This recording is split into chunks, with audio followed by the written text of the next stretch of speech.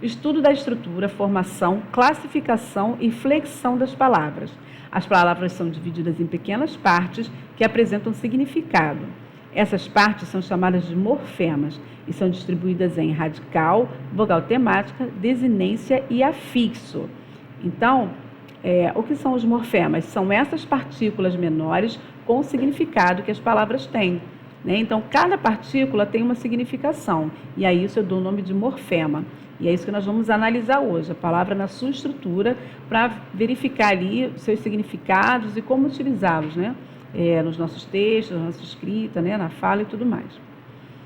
Então, a importância é perceber o sentido de dividir as palavras em pequenas partes que apresentam significado, ou seja, os morfemas, estrutura dos substantivos.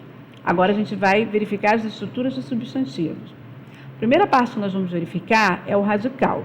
O radical é a parte da palavra que guarda sua significação essencial. A ele se unem os outros morfemas, ou seja, as outras partículas que vão dar sentido àquela palavra. Então, por exemplo, o radical de livro é uma palavra primitiva, lembra? A gente viu isso nos substantivos, na classificação dos substantivos.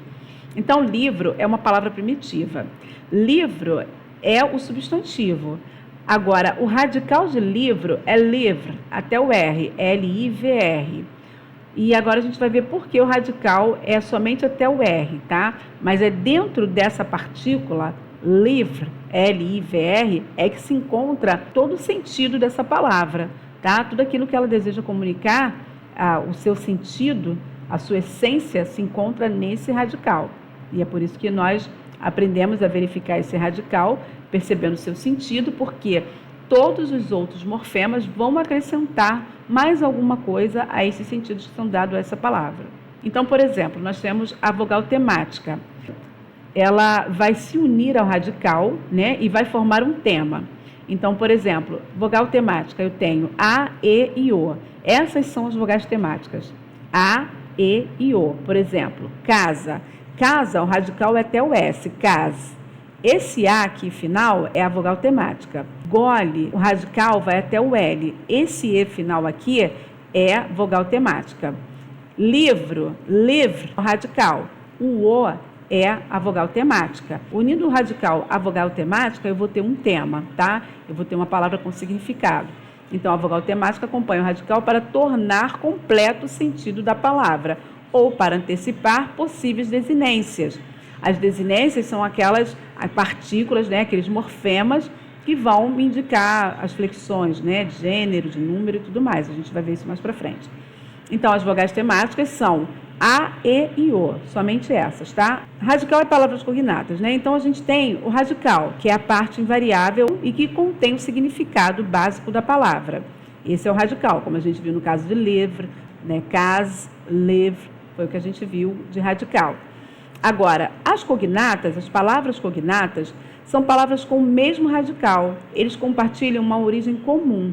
Então, por exemplo, de livre, como a gente viu nos substantivos derivados, né?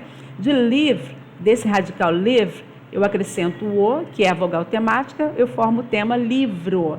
Mas eu posso, retirando essa vogal temática o, acrescentar ali junto a esse radical outros morfemas que vão dar outros sentidos a esse radical, a essa palavra inicial, a essa palavra primitiva. Então, por exemplo, de livro eu tenho livraria, que é uma palavra derivada de livro, né? Tem um outro sentido, ou seja, por causa desse sufixo, eu acabo acrescentando um outro significado, mas que tem a mesma origem da palavra livro, tá? O sentido, eles vêm de uma mesma origem, mas eles acabam sendo transformados conforme eu vou acrescentando esses morfemas, conforme eu vou acrescentando essas outras partículas à minha palavra. Por exemplo, livro, né? Eu acrescentei ali esse sufixo eiro e virou livreiro, né? Área viraria livraria. Então, sempre que eu tenho uma derivação, eu vou utilizar, por exemplo, um radical que vai dar esse sentido, a essência básica da palavra, e vou formando novas palavras com acréscimo de novas desinências, de novos sufixos, prefixos e tudo mais. Então, eu tenho aqui livro, é o radical. Eu tenho o O, que é a vogal temática, formando o tema livro. Então, para acrescentar um novo morfema, livraria. Se livraria vem de livro, essas palavras são cognatas, ou seja, livraria derivou de livro, por isso elas são cognatas. Livreiro também deriva de livro, por isso são cognatas. Livraria, livreiro, livrinho, são todas palavras originadas, né, de livro, que tem esse radical em comum, livre. Todas elas têm o mesmo radical, livre, né? O que vai mudar ali são os sufixos. Então, eu chamo isso de palavras cognatas. E o tema? O tema, como eu falei agora mesmo, o tema é essa união do radical com a vogal temática. Quando eu tenho cas, né? Ali, ó, cas, eu tenho o radical da palavra, casa, né? Então, é cas. E o A é a vogal temática. E aí, quando eu junto o radical com a vogal temática, eu formo um tema, casa. Essa vogal temática, eu retiro ela, acrescento novas partículas, novos morfemas e vou também derivando novas palavras cognatas a casa. Casinha, casebre, caseiro, tá? Então, radical, essa partícula inicial ali até o S, que dá o sentido, né? A essência do sentido da minha palavra. E a vogal temática vai formar o tema casa. Eu retiro a vogal temática, eu formo novas palavras acrescentando sufixos, outros sufixos ou prefixos. E vou formando novas palavras que têm uma mesma origem da palavra casa. Entendeu? Então, a importância do tema é formar a base para flexão e derivação das palavras. Ou seja, eu tanto posso flexionar em masculino e feminino, no caso de casa não, porque não é palavra que tenha flexão de gênero, mas tem flexão de número. Então, eu acrescento ali, por exemplo, o S final e eu faço casas. Ou então, ao invés de fazer uma flexão, eu faço uma derivação. Casa, caseiro, casinha, casebre, casarão e assim por diante. Palavras atemáticas. Definição. Palavras que não possuem vogal temática e, consequentemente, não têm tema e são chamadas de atemáticas, tá? Então, olha só, eu tenho palavras que elas não vão ter o acréscimo da vogal temática, elas não têm necessidade de vogal temática. Então, eu vou classificar essas palavras como palavras atemáticas. Essas palavras possuem de forma completa seu sentido. Elas não precisam da vogal temática para completar um tema, para fazer um sentido completo. Então, sem necessidade de uma vogal temática para completar o seu sentido. Qual é a característica? Geralmente são oxítonas, palavras oxítonas, como a gente viu na outra aula, né? Palavras que têm a terminação tônica, né? A última sílaba tônica. Então, geralmente são oxítonas ou terminadas em consoantes. Elas não apresentam vogal temática. Deste modo, a palavra inteira comporta a estrutura radical. Então, se eu tenho uma palavra que ela é oxítona ou que ela termina com uma consoante, essa palavra ela não vai possuir vogal temática. Toda a palavra é o radical. Livro, a gente tem o radical em livre e o O é vogal temática. Agora, quando eu digo ônibus, ônibus termina com consoante, então não tem vogal temática. Toda a palavra ônibus é o próprio radical. Lápis, porque termina em consoante, jacaré, porque é oxítona, picolé é oxítona, flor termina em consoante. Então, terminou com uma consoante ou é oxítona, então não tem a vogal temática. Então, eu classifico essa palavra que termina em consoante ou é oxítona, eu classifico como atemática. Desinência de gênero. Nós vimos um pouco sobre isso nas flexões do substantivo, né? Na última aula. Então, definição. Indica a variação de um substantivo do gênero masculino para o feminino ou vice-versa, feminino para o masculino. Exemplo, menino, menina, gato, gata, juiz, juíza. E aí quem assistiu a outra aula viu que existem várias formas da gente classificar as desinências de gênero. Tenho algumas exceções e variações e preciso saber para poder classificar as palavras corretamente. Então, exceções. Alguns substantivos não variam em gênero, como mesa, casa, lápis. Agora, por que mesa, casa e lápis não tem variação de gênero? Porque, por exemplo, a gente só tem a mesa, a gente não tem o mesa.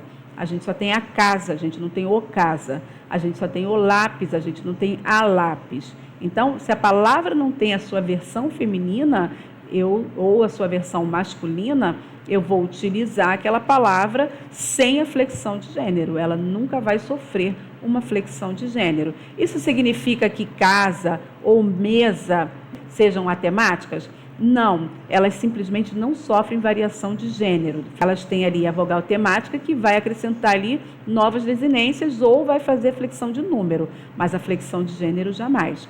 E lápis? Lápis a gente viu que é atemática e, além de ser temática, não sofre variação de gênero por ser uma palavra que, na sua origem, é masculina. Desinência de número, singular e plural. Então, picolé, picolés, casa, casas, menino, meninos. A desinência de número indica a variação de um substantivo do singular para o plural. Nós vimos também a flexão de número na última aula e nós aprendemos também como fazer essa flexão nas várias formas de substantivos que nós temos. Casos especiais. Então, alguns substantivos não variam em número, como lápis, ônibus, óculos, né? Como a gente viu na outra aula. É disso que eu estava falando. Como nós vimos na outra aula, alguns substantivos não têm variação de número, tá? Então, os terminados em R ou Z, nós vimos também na última aula que a gente acrescenta o ES. Usam vogal temática E, então esse E aí é vogal temática antes da desinência de número S. Então, na última aula, nós vimos apenas que esses substantivos terminados em R ou Z, nós acrescentávamos o final ES. O que a gente está acrescentando de informação hoje? Que esse E, né, dessa terminação que vai fazer desinência de número dos substantivos terminados em R e Z, esse E é vogal temática e o S é a desinência plural. Como a gente conseguiu desmontar essa palavra parte a parte e conhecer cada uma dessas partículas, cada um desses morfemas e seus significados. Então, eu tenho, por exemplo, placares, o radical dela vai até placar, né? Porque termina em consoante. Então, eu sei que o radical dela é a palavra completa, placar, que esse E aí é uma vogal temática que vai acrescentar a desinência de número, tá? Então, por que eu tenho agora nessa palavra placar, que é a temática, o acréscimo de uma vogal temática? Para poder fazer a desinência de número plural. Então, placares, narizes, são palavras terminadas em consoantes, são atemáticas, mas eu utilizo a vogal temática E, né, para poder acrescentar esse S final aí, para poder fazer a desinência de número, né? Porque se eu não tenho esse E, como é que ia ficar? Placares. E na língua portuguesa não existe essa forma. A forma correta é placares. Então, esse E é vogal temática que, acrescentando o S plural, a gente tem essa palavra, então, pluralizada.